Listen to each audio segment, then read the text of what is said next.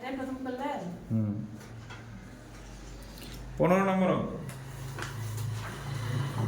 একটি পণ্যের চাহিদা ও সরবরাহ অপেক্ষক যথাক্রমে এত এবং এত হলে ভারসাম্য মূল্য ও দ্রব্যের পরিমাণ নির্ণয় করো।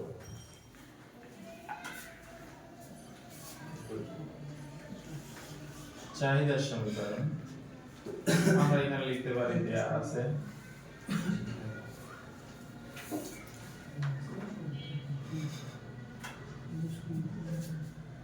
চাহিদার সমীকরণ 4q plus 9p 4q plus 9p 9p 48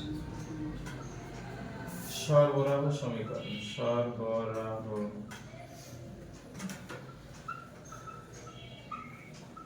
সমীকরণ p equal q by 9 plus p সমান সমান q ভাগ 9 প্লাস 2 সমীকরণ নাম্বার 2।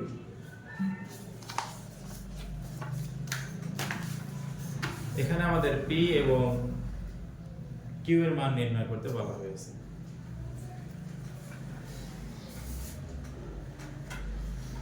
দুই নম্বর সমীকরণ থেকে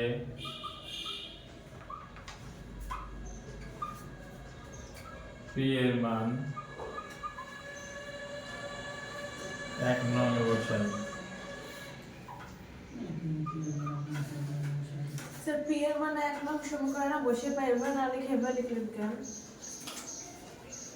আসলে এইভাবে লিখলে সবচেয়ে বেশি সুন্দর হয়। আমরা তো এইভাবে লিখি। আমরা লিখি কি পি এর মান p এর মান 1 নং সমীকরণে বসে পাই, তাই না? এইভাবে লিখি আমরা।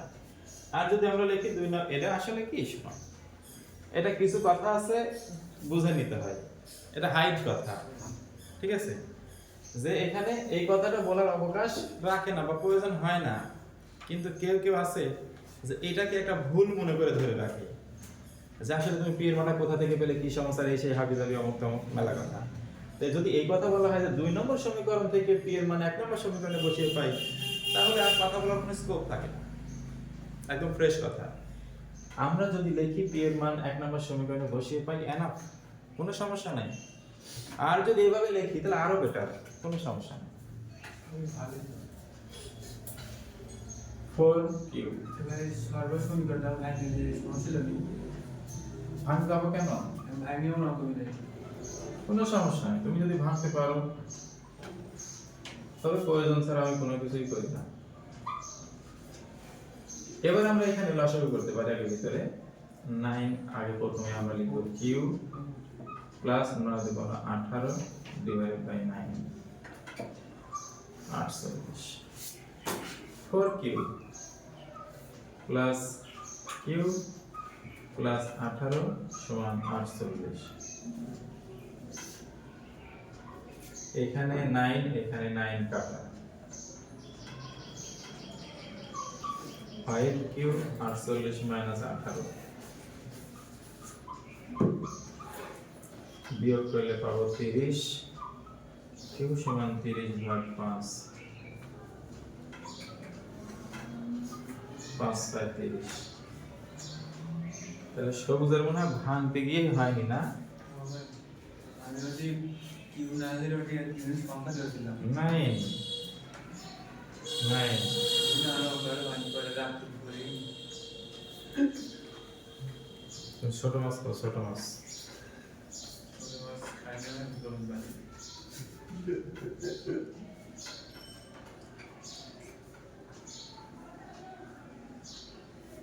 ব্যালেন্ডার আছে না বাড়ি?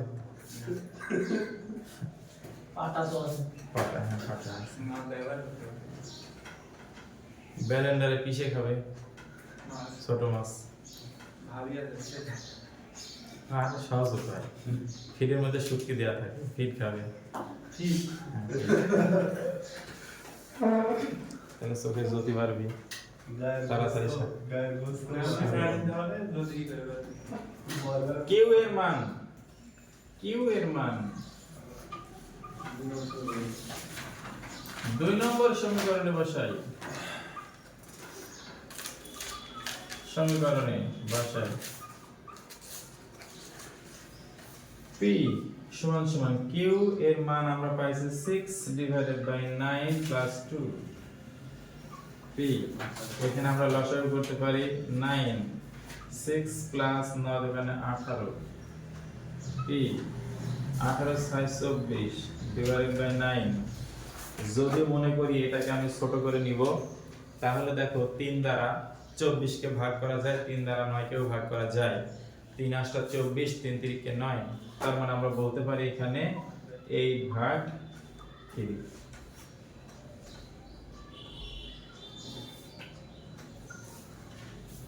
এখন তুমি স্যার আমি ইজিলি যদি ভাগ করে দিয়ে অ্যানসার লিখি কোনটায় 8 ভাগ 3 যদি 2.7667 পয়েন্টিং ফিগার নিয়ে আসাটা যৌক্তিক নয় সমাধানের অঙ্কে পয়েন্ট আসে না ও আমি যদি 24/9 রেখে দিই তাহলে কোনো সমস্যা নেই কারণ আমরা সমাধানের অঙ্ক অনেক সমাধান করেছি জীবনে কিন্তু সমাধানের এই অঙ্কগুলোতে কখনোই মানে উৎপাদকের বিশ্লেষণ যাকে বলা হয় উৎপাদকের বিশ্লেষণ দুই রকম হয় একটা সিভিল অঙ্ক একটা অ্যাপ্লিকেশন অঙ্ক এটাকে বলে অ্যাপ্লিকেশন অঙ্ক তো এই সিভিল অঙ্ক যেগুলো হয় সেগুলো প্লাস অ্যাপ্লিকেশন অঙ্কে পয়েন্টিং ফিগার খুব কম সময় ইউজ করা হয়ে থাকে উত্তর লেখার সময় পয়েন্টিং ফিগার করার প্রয়োজন হয় না যা আসে তাই অ্যানসার বলো তুমি কেন পয়েন্টিং করতে যাবে ওকে জি স্যার এখানেই সমাধান রাজেশ